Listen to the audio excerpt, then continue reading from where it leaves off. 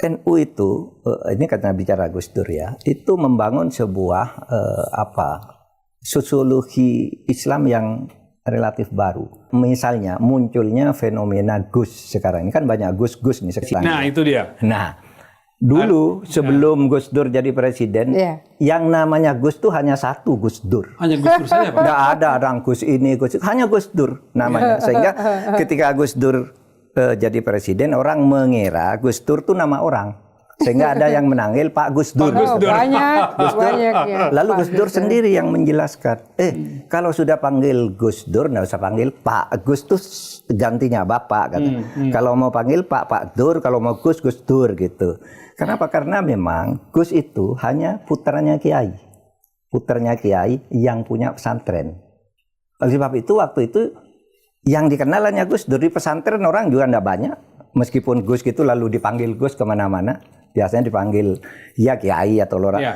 Gus itu adalah Kiai muda, calon Kiai lah ya. Kiai, ya. Sudah pinter tapi masih ada ayahnya kan yang Kiai beneran ini disambit Gus. Kalau perempuan dipanggil Neng di pesantren. Oleh sebab itu dulu Yeni itu dipanggil Neng Yeni. Putrinya Gus Dur, nggak ada nama. Tetapi begitu Gus Dur jadi presiden, banyak orang pesantren itu yang muncul dengan nama Gus. Itu juga yang kemudian jadi dagangan orang. Orang ngaku-ngaku Gus lah dan sebagainya. Padahal, sekarang lagi rame Pak soalnya. Padahal Gus itu ada ukurannya. Biasanya kalau orang pesantren tahu kalau Gus beneran tuh ngajinya bener. Ada kasus yang lagi rame sekarang nih. Saya tanyakan ke Pak Mahfud nih. Apa itu? Kasus apa itu? Gus Miftah nih lagi rame di media sosial di media mainstream soal lagi ceramah tiba-tiba menanggapi seorang penjual ST lalu keluarlah kata-kata yang mengolok-olok. Orang jadi bertanya, ini Gus beneran atau kayak apa gitu? Seorang Gus bisa begitu tuh apa Pak Mahfud melihatnya begitu? Ya, saya enggak mempersoalkan Gusnya.